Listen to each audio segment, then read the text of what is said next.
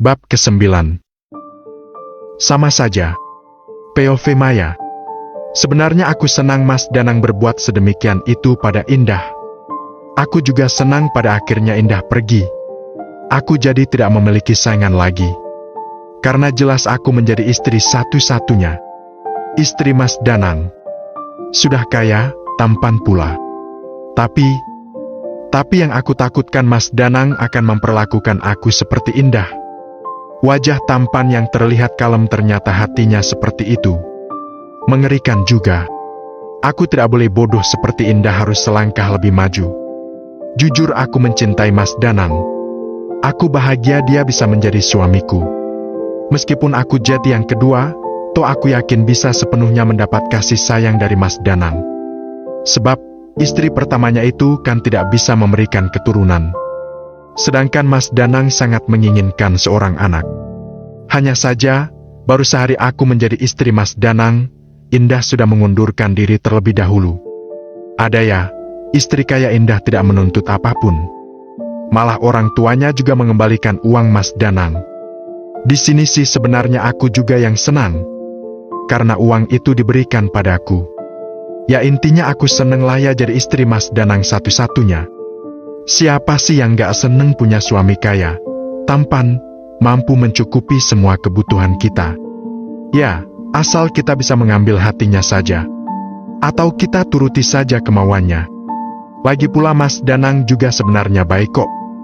Mungkin dia bersikap demikian pada Indah ya karena Indah saja yang memang tidak tahu diri. Tidak mampu memberi keturunan, bertingkah tidak mau dimadu. Memang betullah sikap suamiku itu. Harusnya Indah tidak boleh egois. Tapi bagus juga sih, dia melakukan itu. Aku tidak perlu buang tenaga untuk menyingkirkannya. Tidak perlu juga menahan cemburu. Meskipun aku yang kedua, tetap saja ingin menjadi yang pertama. Tidak yakin juga kalau aku akan tahan berbagai suami. Semoga saja, Mas Danang berkata benar. Dia bersikap sedemikian karena kecewa sama Indah. Tidak akan melakukannya padaku. Meski bagaimanapun, aku harus tetap waspada. Aku tetap ada rasa takut akan diperlakukan seperti Indah kelak. Intinya agar tidak mengalami hal serupa, aku harus secepatnya memberikan dia seorang anak. Mas, uang ini untuk apa? Aku coba bertanya setelah kami berada di dalam mobil. Itu uang kamu, itu hak kamu. Terserah kamu mau apakan. Bebas. Kamu jangan pikirkan perlakuan aku sama Indah. Aku tidak akan memperlakukan kamu seperti dia. Sekali lagi aku lakukan itu pada Indah karena aku sakit hati padanya. Aku ingin dia hidup menderita. Ucap Mas Danang. Kamu ngomong benar kan? Nanti kamu ungkit juga semua pemberian kamu ke aku. Aku tidak akan pernah melakukan itu, sayang. Percaya sama aku. Apalagi setelah kamu bisa kasih aku anak. Apapun akan aku berikan nantinya. Ucap Mas Danang. Kamu tidak perlu takut aku melakukan hal yang sama padamu. Kamu hanya perlu menjadi istri yang baik untukku. Sudah begitu saja. Lanjutnya. Aku pasti akan jadi istri yang baik buat kamu, Mas. Apalagi jika semua kebutuhanku kau cukupi. Jelas aku akan menjadi istri sebaik-baiknya seorang istri yang kamu inginkan. Akhirnya, mulai besok aku bebas menguasaimu dan hartamu. Semua yang kamu punya, Mas Danang. Semuanya akan menjadi milikku. Ah, betapa nikmatnya hidupku ini. Aku percaya sayang. Balasnya. Tapi aku penasaran dengan Indah. Pergi kemana mereka dan kenapa bisa memiliki uang banyak? Ah, nanti saja akan ku cari tahu.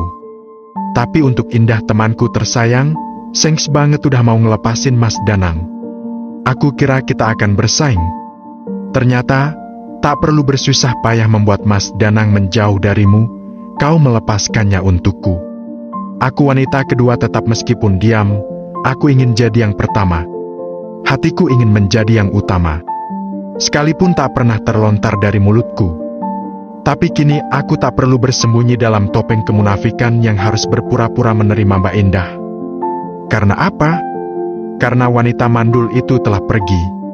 Malah menyapa, Kami pun telah sampai di kota. Aku memiliki uang cukup banyak dari Mas Danang. Jadi aku berniat membelikan Mama sebuah mobil. Sebab Mama pernah berkata ingin memiliki mobil. Sekarang adalah kesempatanku untuk mewujudkan keinginannya. Mas, uang ini beneran untuk aku. Sebelum turun dari mobil untuk segera masuk ke rumah, aku coba bertanya supaya lebih meyakinkan. Beneran? Terserah kamu mau untuk apa? Jawabnya sambil mencubit hidung mancungku. Meskipun tak semancung mantan istrinya. Aku kan punya tabungan 30 juta, niatnya sih tabungan itu untuk membelikan Mama mobil. Mama pingin banget punya mobil sendiri, supaya kalau pergi-pergi satu keluarga itu gak bingung. Apalagi keluargaku kan keluarga besar. Tuturku. Berapa juta beli mobil?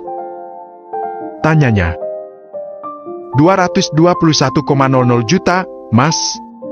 Ya sudah, besok kita ke dealer mobil kita beli untuk Mama. Tabungan kamu dipegang aja buat simpenan kamu. Beli mobil make uang tadi, nanti Mas tambahin. Ujarnya sambil melepaskan sabuk pengaman. Mas serius? Gak bohong. Tapi gak diminta lagi kan? Kalau bakal diminta kayak Indah mending gak usah deh, Mas. Ucapku menunduk. Enggak, sayang. Demi Tuhan Mas tidak akan lakukan itu. Kan sudah Mas bilang, Mas lakukan itu karena Mas sakit hati sama Indah. Kalau saja Indah tidak berbuat seperti itu, mungkin Mas tidak akan melakukannya. Mas hanya tak menyangka Indah bisa minta cerai, Mas panik. Tidak ada cara lain supaya dia tidak jadi minta cerai. Mas sangat mencintai Indah. Mas hanya emosi, tapi ternyata malah jadi fatal begini. Terlihat sesal di wajahnya. Jelas saja aku tidak suka. Yang aku inginkan, Mas Danang tidak menyesali keputusannya menceraikan Indah.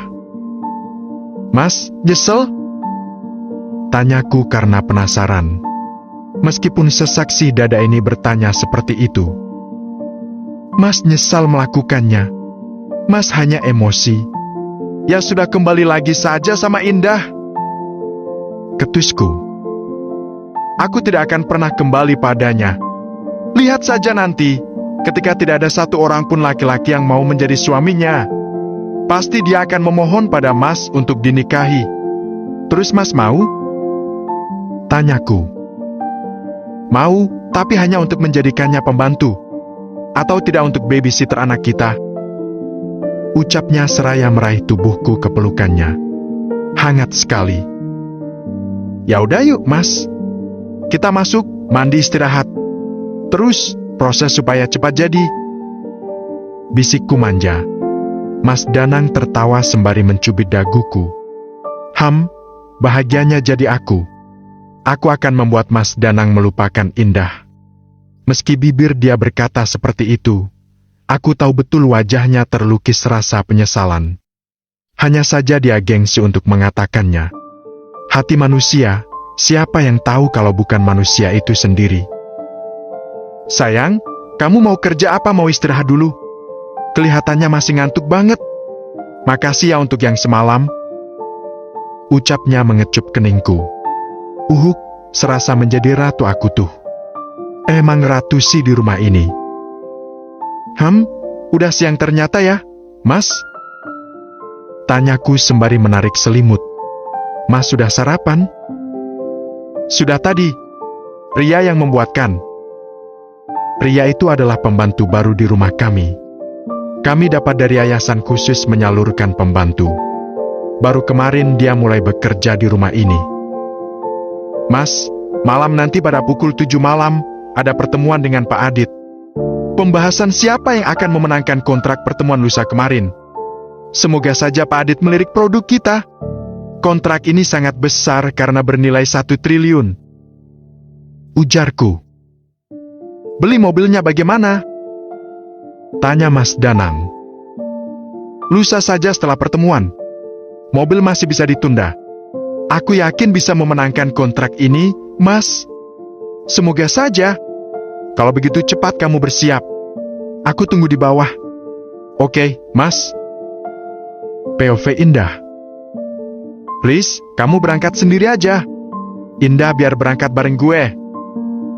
Aku tersedak mendengar ucapan Raihan. Gak ada, Indah bareng gue. Dia kan sekretaris gue. Ucap Haris. Aku mengernyitkan kening. Sedangkan ayah dan ibu tertawa menyaksikan kami. Lagian ntar pulang kerja, gue mau bawa Indah shopping. Kan dia mau nemenin gue ke acara pertemuan sama Pak Adit. Ucap Haris. Gue jadi deg-degan siapa yang menang kontrak besar ini? Ucap Haris. Kontrak yang bernilai 1 triliun itu kan? Kok kamu tahu? Tanya Raihan. Soalnya tadi kalian ngomong soal Pak Adit. Jelas aku tahu karena kemarin aku kasih ide ke Mas Danang seputar produk apa saja yang diminati bukan hanya kalangan menengah atas, tapi juga semua kalangan. Dan produk terbaru itu sudah pasti booming karena belum ada yang menciptakan produk serupa. Dan ide ini pun hanya dimiliki oleh perusahaan Mas Danang. Aku yakin Mas Danang yang menang kontrak ini. Ucapku. Tapi jikapun Mas Danang memenangkan kontrak ini, kita masih bisa meluncurkan produk baru untuk menyainginya. Tadinya ide kedua ini ingin aku berikan, supaya Mas Danang bisa menjadi nomor 1 dan semakin maju setelah peresmian produk barunya itu. Tapi ternyata seperti ini. Karena aku sudah menjadi bagian dari perusahaan kalian, maka aku juga bisa akan menyumbangkan ide yang tertumpuk selama ini. Aku juga punya kewajiban untuk memajukan perusahaan kalian kan?